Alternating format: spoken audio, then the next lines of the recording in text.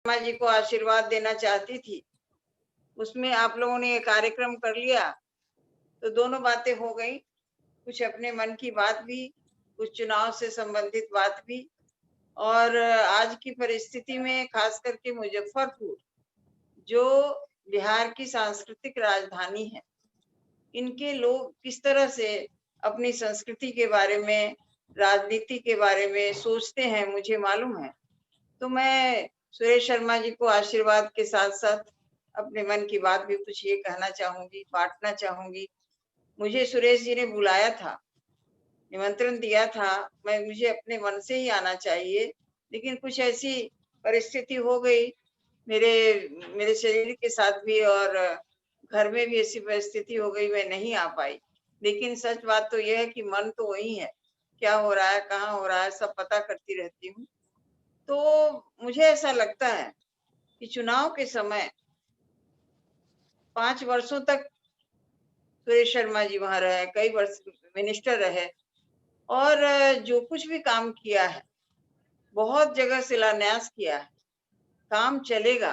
लेकिन जब चुनाव और समय से चुनाव होता है, वो समय जब आ जाता है, तो मुझे लगता है कि उस समय में जनता को भी धैर्य धारण करना चाहिए। क्योंकि कितना अधिक सारे देश में जो विकास हुआ है, तो बिहार में भी विकास हुआ है, मुजफ्फरपुर में भी हुआ है और होगा। और एक उदाहरण मैं देना चाहूँगी। वैसे तो मैं 20-25 साल से सुरेश शर्मा जी को जानती हूँ, और कितने शालीन हैं, कितने मितव्ययी, कम बोलते हैं और सबके साथ एक बहुत मधुर संबंध रखते हैं। ये भी एक बहुत बड़ी क्वालिटी होती है। और उनका जो समाज के लिए, अपने राज्य के लिए, अपने क्षेत्र के लिए जो कंसर्न है, उसमें मैं एक उदाहरण देना चाहूँगी आप सब लोगों को, कि ये गोवा गए थे। स्वच्छता अभियान का मैंने इनको दूत बनाया था, और सब पूरे भारत से लोग आए थे, स्वच्छता अभियान की मीटिंग हो रही थी। और रात्रि को सुबह हम नाश्ते पर फिर मिलेंगे, पूरी मीटिंग के बाद। और इनकी पत्नी से भी मैं ठीक से बात नहीं कर पाई थी। तो ये सोच सुबह-सुबह फिर मिलेंगे, उनकी विदाई भी करेंगे। उनको जब ये खबर मिली कि पटना में कुछ ऐसी घटना घट गई है, से इंतजाम करके मुझे तो भनक भी नहीं लगी। सुबह उठी तो वो पटना तक पहुँच चुके थे। तो आदमी का जो स्वभाव में, खास करके जन नेता से ये उम्मीद होती है, ये अपेक्षा होती है लोगों को, कि वो जहाँ किसके किसी कोई कष्ट में है, या हमें जो ज़िम्मेदारी दी गई है, उस ज़िम्मेदारी को हम ईमानदारी से कैसे निभाएँ। सबसे बड़ा गुण ईमानदार नियत होती है। बहुत है, बहुत योजनाएँ हैं, बहुत पैसा है, लेकिन जो उम्मीदवार है उसका यदि नियत ईमानदार है, कुछ करने की क्षमता भी रखता है और कुछ न करने का संकल्प भी लेता है, तो सबसे सहयोग करके भी वो काम करता है। मैं तो मुजफ्फरपुर में नहीं रहती हूँ, लेकिन हमेशा मुजफ्फरपुर की बातें मैं जानती रहती हूँ, जानकारी मिलती है। कई बार तो मैं स्वच्छता अभियान में गई हूँ, तो मंत्री के नाते भी वो मेरे साथ रहे हैं। मैं मानती हूँ कि पूरा स्वच्छ नहीं हुआ है मुजफ्फरपुर। बहुत सारी विकास की योजनाएँ अभी नहीं गई हैं वहाँ। लेकिन एक पढ़ा-लिखा व्यक्ति, एक समझदार व्यक्ति आपके बीच से किस पार्टी से है, ये भी सोचने की बात है। पार्टी कौन-सी है? आज पार्टी ने जो सारा विकास किया है, वो मुजफ्फरपुर में नहीं जाएगा, देर या सवेर जाएगा ही जाएगा। अभी भी बहुत की नींव डाली गई है। तो उसके ईमानदार नियत को पार्टी की, जो सेंट्रल पार्टी और प्रधानमंत्री के जिन्होंने इन्होंने जितना कुछ किया है, उसको मैं अभी दोहराने नहीं जा रही हूँ, दोहराने की आवश्यकता नहीं है। मैं जानती हूँ मुजफ्फरपुर के लोग और पूरे बिहार के लोग, और गाँव-गाँव में जो पढ़े-लिखे नहीं है, वो भी पॉलिटिकली जितने कॉन्शियस है, वैसा देश में बहुत जगह नहीं होता। तो इस जो आपकी मुजफ्फरपुर की जो विशेषताएँ हैं, उस आधार पर तौल के पार्टी को देखना, क्योंकि सुरेश शर्मा जी तो सिंबल है, सिंबल के साथ है, उनको सिंबल मिला है, और ये उनके लिए भी सौभाग्य की बात है, और पार्टी के लिए भी सौभाग्य की बात है कि ऐसा व्यक्ति जो कर्मठ है, काम करता है, सब कुछ करेगा, आगे भी संकल्प लिया है, तो ऐसे व्यक्ति को, अनुभवी व्यक्ति को समय दे, लेकिन इनके विरोध में जो पार्टियां खड़ी है उनका क्या इतिहास रहा है, किस तरह से आपने भोगा है। 15 वर्ष को पहले का जो राज हुआ और कांग्रेस अब उससे मिल गई। कांग्रेस राष्ट्रीय पार्टी रही है। कांग्रेस ने चुनाव, ये स्वतंत्रता की लड़ाई में भाग लिया है। कांग्रेस को क्रेडिट जाता है। लेकिन धीरे धीरे धीरे कांग्रेस भी जो अलग अलग स्टेट में जो छोटी पार्टियां होती जा रही हैं उसका समर्थन कर, क्या है पार्टी का इतिहास, क्या है पार्टी का अभिचय। इसलिए केवल और केवल यह देखना कि कितना हमारे यहाँ विकास हुआ, ये देखना बहुत जरूरी है, इससे मैं इनकार नहीं करूंगी। लेकिन आगे आने वाले समय में व्यक्ति किससे जुड़ा हुआ है, किसके सत्संग में है, कितना अधिक विकास सारे देश में हो रहा है। सब लोग जो विरोधी पक्ष के लोग हैं, जो बड़े बड़े आलेख लिखते हैं, सबने इस तरह का लिखा है कि कैसा इमेजिनेशन, जो जिस तरह से हम लोगों ने अभी 2 दिन पहले ही देखा, सरदार पटेल जी के उस पर प्रतिमा पर जिनको यूनिटी का ये बनाया है उन्होंने, कैसा कैसी दुनिया रच दी है, हम सोच भी नहीं सकते। तो दुनिया एक जगह नहीं रहेगी, धीरे धीरे धीरे ये इनकी ताकत बढ़ेगी। और ताकत कैसे बढ़ेगी, जब सभी राज्यों में उनकी सरकार आएगी तो और निश्चिंत होके काम होगा। तो एक बहुत बड़ी बात है जो भारत को आगे ले जाने में, और इसमें ऐसा नहीं कि सुरेश शर्मा जी का हाथ नहीं हुआ, सबका हाथ है। जब वो कल्पना करते हैं, एक सपना देखते हैं, सब लोग हाथ मिलाकर उनका सम्मान कर, सब लोग उनके कहे पे चलते हैं, सब में उत्साह है।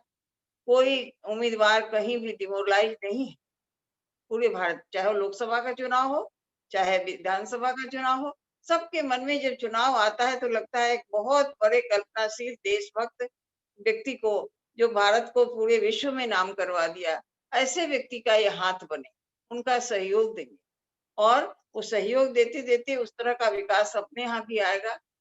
हमारे यहाँ, जैसे मैंने प्रारंभ में ही कहा कि ये सांस्कृतिक राजधानी है बिहार, और इसको मैं फिर से दोहराना, उसके डिटेल में नहीं जाना चाहूंगी। सांस्कृतिक राजधानी, सांस्कृतिक जो राजधानी है उसका मतलब क्या, क्योंकि हम अधिक विचारवान बने, हम अपनी संस्कृति को जो है उसके अनुसार इस तरह से लोकतंत्र की रक्षा होनी चाहिए। लोकतंत्र पे कौन सी पार्टी, कौन सा व्यक्ति काम करने वाला, ये हमको बहुत बड़ा एक मिला है, एक वरदान मिला है। ये बहुत बड़ी खुशी की बात है। ये एक भारत के का लोकतंत्र, भारत के लोकतंत्र का नाम अब सारे विश्व में हो रहा है। कोरोना काल में जिस मुस्तैदी के साथ सारे भारत में और बिहार में भी काम हुआ है, ये साधारण बात नहीं, ये सब असाधारण बात ऐसी लगती है। कितना बड़ा काम कर दिया, कैसे विश्व का नाम करवा दिया। तो जब विश्व में नाम करवा दिया, जब इतनी ऊंचाई पर पार्टी जाती है, व्यक्ति जाता है, उसके साथ लाखों लोगों का संगठन जाता है, तो एक पूरे विश्व को एक मैसेज जाता है कि इसका इतिहास कैसा रहा है। और उस इतिहास में हम देखें तो हमारा बिहार कहीं पीछे नहीं रहा।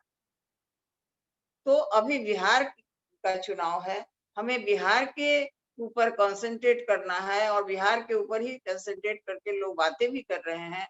राष्ट्रीय मुद्दों को यहाँ मैं नहीं कहना चाहती हूँ, उपलब्धियां नहीं, लेकिन जो उपलब्धियां हैं वो बिहार में भी हुआ। मैं अभी आई थी, 2-3 साल पहले की बात है, जो मुस्लिम, हिंदू, सब तरह की महिलाओं को हमने बुलाया था। उसमें से सुरेश शर्मा जी ने ही ऑर्गेनाइज कर दिया था, बहुत बड़ा कार्यक्रम। और वो कार्यक्रम था कि जिनको चीजें मिली हैं, जो फायदे में आई हैं, जिनके घर में गैस सिलेंडर मिला है, जिनके यहाँ रोड बन गया, जिनके यहाँ शौचालय बन गया, ऐसी महिलाओं से जब मैंने बात की थी तो मुझे इतना आश्चर्य लगा। और किसी संयोग से मुझे प्रधानमंत्री से भी बात करनी थी उन्हीं दिनों, मैंने उनको जाके बतलाया। और ये कार्यक्रम सारे देश में चलाया जाए, ऐसा भी मैंने दिया था प्रोग्राम। स्वच्छता अभियान के माध्यम से भी जिस तरह काम हुआ है, तो व्यक्ति के साथ साथ पार्टी का ध्येय क्या है।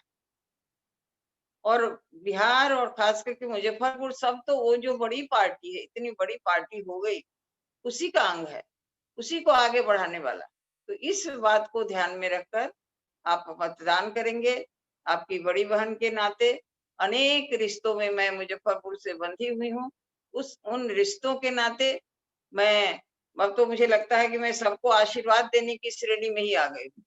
तो मैं पूरे आंचल भर के आशीर्वाद लाई और जो आशीर्वाद सुरेश शर्मा को दे रही हूँ, सारे मतदाताओं को भी दे रही। और मैं भी ये आपके साथ सहयोग करना चाहती हूँ, ये आपको आश्वस्त करना चाहती हूँ कि सुरेश शर्मा जी जब पुनः मंत्री बनेंगे, तो मैं अब राज्यपाल नहीं हूँ, उनके साथ मुजफ्फरपुर में और क्या-क्या होना चाहिए, मैं आती रहूंगी बार-बार और आपकी बात सुनकर उनको भी साथ-साथ लाती रहूंगी। मैं ये भी आश्वासन देती हूँ, मैं अपने पूरे परिवार की ओर से ये कामना करती हूँ कि आप सब मतदाता जो पॉलिटिकली बहुत कॉन्शियस हैं, जो समझदार हैं, वो समझ करके पूरी दुनिया में भारत की स्थिति को देखकर, भारत में बिहार की स्थिति को देखकर और बिहार में मुजफ्फरपुर की स्थिति को देखकर बहुत समझ-बूझ कर मतदान करेंगे। बहुत-बहुत आशीर्वाद। और मुझे बुलाने के लिए दीपक बंका, आज मैंने कहा कि मुझे आज छोड़ दो तो दीपक मानने वाला नहीं। इसलिए कहा आना ही है आपको और मुझे खुशी हुई। सब लोगों का चेहरा नहीं देख पा रही हूँ, लेकिन सबको मैं समझ लेती हूँ कि कितने लोग होंगे। मैंने महिलाओं के मतदान पर एक बार बहुत बड़ा लेख लिखा था, उसकी पूरी हिस्ट्री लिखी थी और मुझे लगता है कि महिलाएं भी जितना खुश हैं, जो काम-धाम हुआ है, तो मैं महिलाओं से भी आग्रह करती हूँ कि वो सबसे पहले जाकर पंक्ति में खड़े होकर और महिला तो माँ है, बहन है, जिस रूप में है, वो मतदान का मतलब अपना आशीर्वाद देना सोचे, समझे और इस तरह से सुरेश शर्मा को, पार्टी को मत देकर आशीर्वाद देकर आए। इसलिए मैं बहनों से भी बहुत-बहुत आग्रह करती हूँ।